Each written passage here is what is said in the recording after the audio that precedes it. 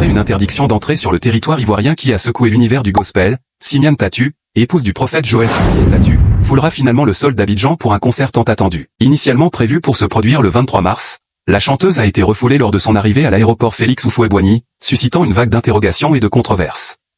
Mais l'affaire est désormais réglée. Qui avait donc refusé que Simiane Tatu vienne en Côte d'Ivoire? Le 15 mars dernier, alors qu'elle atterrit à Abidjan, la chanteuse gospel est stoppée net par les autorités aéroportuaires. Son visa, pourtant délivré en bonne et due forme, ne suffit pas à lui ouvrir les portes du pays. La seule explication donnée? Une interdiction de rentrer sur le territoire ivoirien sans autre précision. Ni l'État de Côte d'Ivoire ni les autorités aéroportuaires ne semblent être à l'origine de cette mesure. Très vite, les spéculations fusent.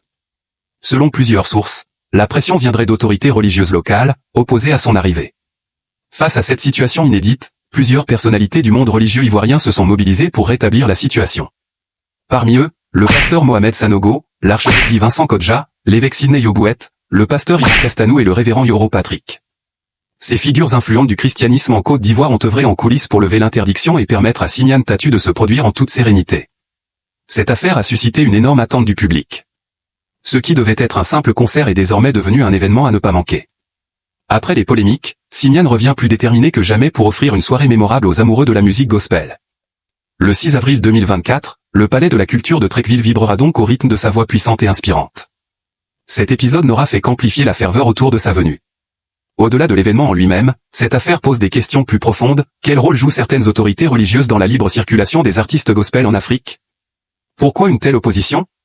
Quelles étaient les motivations réelles derrière cette interdiction temporaire? Quoi qu'il en soit, Simiane Tatu a surmonté l'épreuve et se prépare à enflammer la scène.